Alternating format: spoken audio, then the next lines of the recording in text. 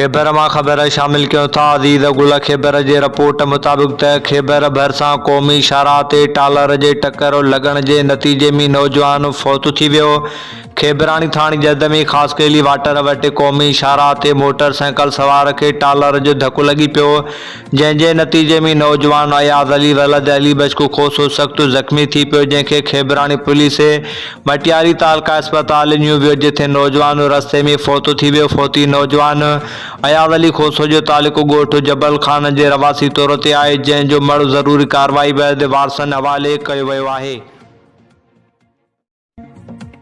दादू मां ख़बर शामिल क्यों था। मुख़्तियार अली सुमरो जी रिपोर्ट मुताबिक़ त कैनशाह तालके जे ॻोठ जाफ़र चांडियो जे रवासनि रिटायर फ़ौजी महरम अली चांडियो, भाई खान चांडियो, हाजी जमाल चांडियो ऐं ॿियनि प्रेस क्लब दादू पहुची एहतजाज करण बैदि प्रेस कॉन्फ्रेंस कंदे दायूं त मुख़ालिफ़ गुल हसन चांडियो, अली हसन चांडियो, अयूब चांडियो, गुलाम रसूल चांडियो ऐं ॿियनि असांजे घरनि कारखाननि ते हमिलो करे भाई खान चांडियो, शौकत चांडियो, गुलाम फरीद चांडियो, हाजी जमाल चांडियो खे कुआड़नि ऐं डंडा हणी ज़ख़्मी कयो। घरनि ते कब्ज़ो करे क़ीमती सामान वण कटराए छॾिया आहिनि। जवाबदारनि ख़िलाफ़ 2 महीना अॻु माडो थाणे ते केस दाख़िल करायो, मगर अञा ताईं पुलिस का बि कार्रवाई न कई आहे। बासर जवाबदार कानून खां आजा आहिनि।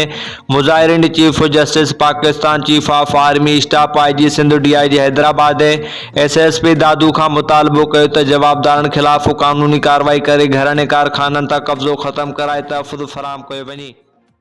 ख़बरुनि अपडेट सिलसिले खे अॻिते वधाईंदे ब्रेकिंग न्यूज़ शामिल कयूं पिया फरीदाबाद खां। फरीदाबाद शहर में राति नामालूम चोर पोरत अब्दुल जब्बार बिरोह जे घर में खाट वञी घर में पयल पेतियूं भञी रोक रक़म ऐं क़ीमती सामान चोरी करे विया। यादि रहे त कुझु ॾींहं अॻु में बि साॻिए ई घर मां चोरी थी हुई। 10,000 कैश खणी विया हुआ पोरत Abdul Jabbar Birohi. IG Sindh, DIG Hyderabad, SSP दादू, शबीर सेठार, DSP मेहर, SHO फरीदाबाद फरमान अबरो खां मुतालबो कयो त नोटिस वठी जवाबदार गिरफ़्तार करे मुंहिंजो चोरी थियल सामान वापसि करायो वञे। मां ग़रीब मिसकीन आहियां, रक्शो हलाए घर जो गुज़र सफ़र कंदो आहियां। नौशरो फिरोज़ खां ख़बर शामिल कयूं पिया। ज़ुल्फ़कार अली ट्रगर जी रिपोर्ट मुताबिक़ शिया उलमा काउंसिल ज़िला नौशरो फिरोज़ पारां ज़िलई सदर सैयद ज़ाहिद अली शाह, मौलाना अली मुराद हक़ानी, मौलाना रफ़ीकुल हसन रज़ाई, तालका सदर भिरिया मौलाना ख़ादिम हुसैन, ज़वार हुसैन बख्श खोसो, ज़वार ग़ुलाम रज़ा खोसो, अब्दुल शकूर जोखियो जी अॻुवाणी में नेशनल प्रेस क्लब अॻियां इसराइल ख़िलाफ़ प्लेड कार्ड हथनि में खणी एहतजाजी मुज़ाहिरो कयो वियो। उन मौक़े ते मीडिया सां ॻाल्हाईंदे सैयद ज़ाहिद अली शाह चयो त अॼु असांजे एहतजाज जो मक़सदु आहे त इसराइल पारां मज़लूम कश्मीरियुनि ते ज़ुल्म ऐं बरबत जी हद करे छॾी आहे।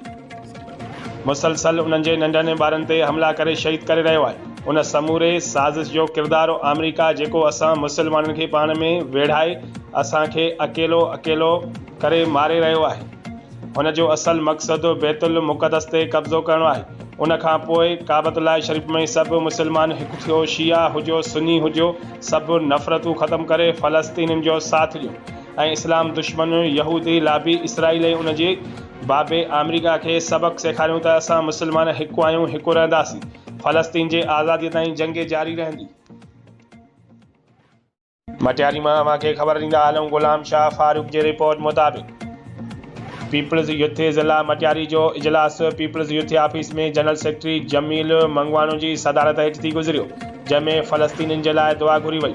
इजलास में 18 अक्टूबर ते सॼे मुल्क जी ज़िले हेडक्वार्टर्स में साने कारसाज़ जे वरसीअ जे ॾियारे ते शहीदनि खे ख़िराज अक़ीदत पेश करण जे हवाले सां ॻाल्हायो वियो। 18 अक्टूबर जे ॾींहं ते यूथ विंग ऑफिस में तक़रीब मुक़ररु कई वेंदी ऐं तनज़ीम साज़ी जे हवाले सां जल्दी कोशिशूं वरितियूं वेंदियूं। इजलास में ईंदड़ इलेक्शन जे हवाले सां ॻाल्हि ॿोल कई वई। इंशाअल्लाह पाकिस्तान पीपल्स पार्टी जा उम्मीदवार कामयाब थींदा।